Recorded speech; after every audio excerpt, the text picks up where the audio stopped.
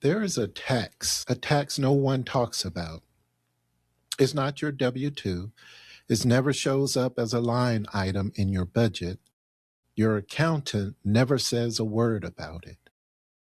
But if you are a woman in your 40s or 50s, caring for a parent and still raising adult children, you're paying it every single month. I call it the guilt tax. Today, I'm going to show you what it costs you, not in a vague way, real numbers, real dollars out of your future. And then I'm going to give you one more move to start getting your money back. Hi, I'm Arlie Van, and this is Rich Without the Rush. Last episode, I wrote you a letter. This one shows you the math. Now, stay with me. You left a meeting last week. You didn't tell anyone why. You didn't tell anyone you had to take your mother to a follow-up appointment because she simply couldn't take herself. You say no to the projects at work that requires travel. You pass on promotions. It means more hours and you're out of hours.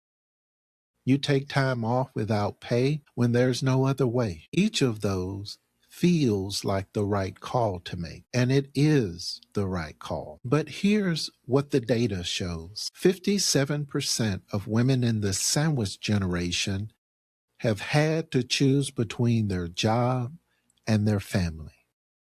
More than half. And every time she makes that choice, it costs her.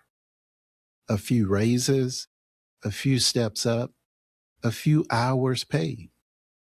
Now, over 10 years, that loss can reach 6 figures. Not because she was not good enough, because she was a daughter, a mother at the same time. That is the first part of the guilt tax. Here's the part that keeps her up at night. She's in her 40s or 50s.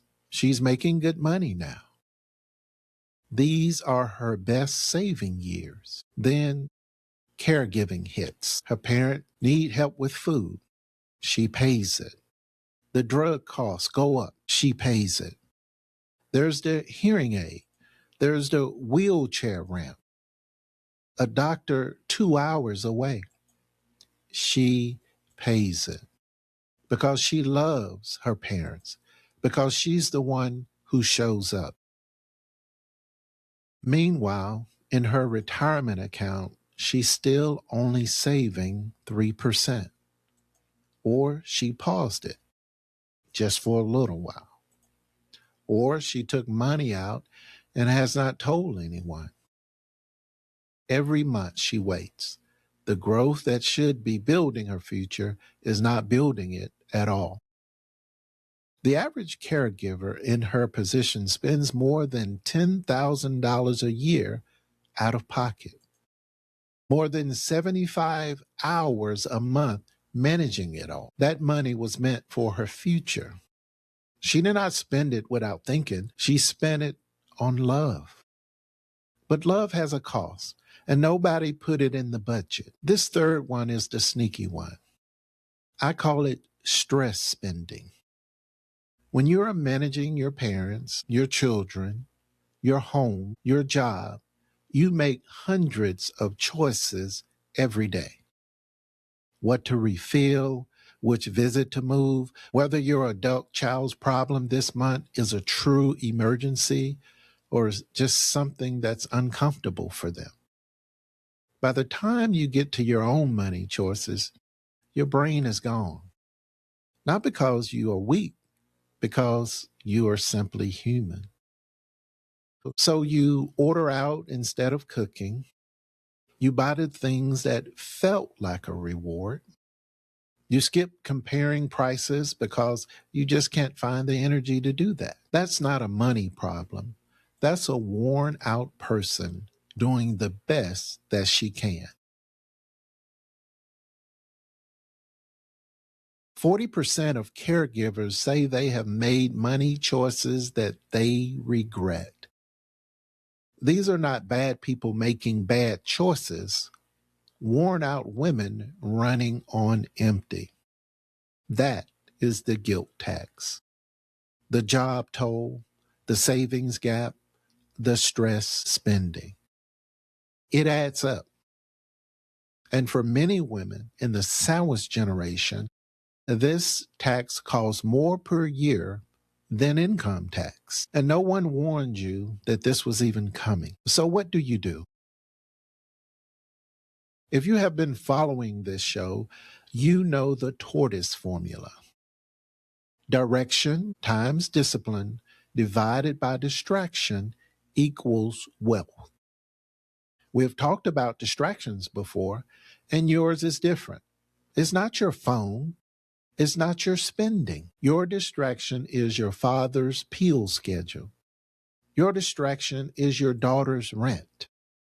Your distraction is the call at lunch because it was mom and you always pick up. You cannot delete that, nor can you opt out of your family. So the formula has to work in a new way just for you. You cannot get rid of the distraction, but you can guard your direction. Make it so locked in, so automatic that even on your worst days, your future is still moving forward. Small moves already done, running in the background. While you take care of everyone else, your savings account take care of themselves. That is the goal. Here's your homework. One auto transfer, not a full budget fix, not a big plan, just one transfer set to move the day your check comes in, before the care starts to hit, before the bills come, before anyone else's need can touch it. You first, just this once, just a small amount.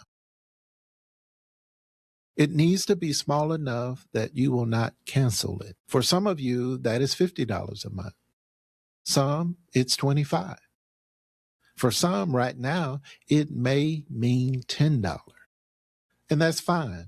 The habit matters more than the amount. And here's why it works.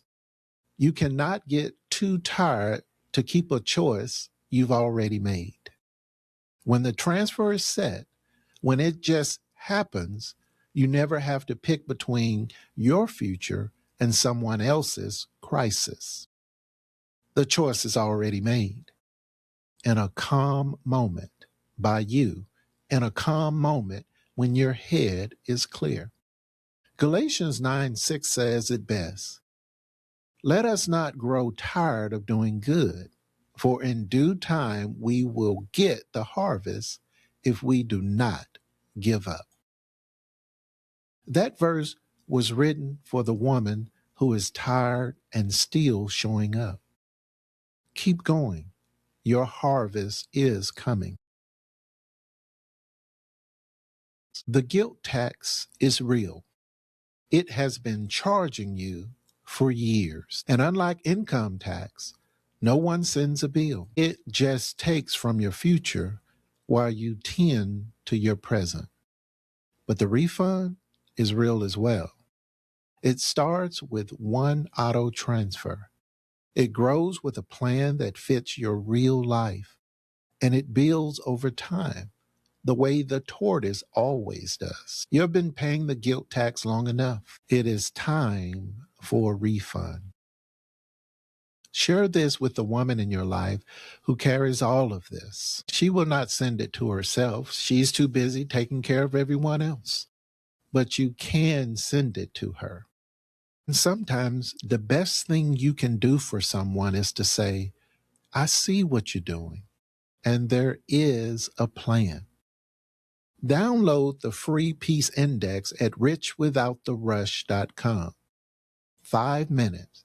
Measures what your bank balance cannot. I'm Arlie Van. This is Rich Without the Rush. Be calm, be steady, and remember, slow always wins.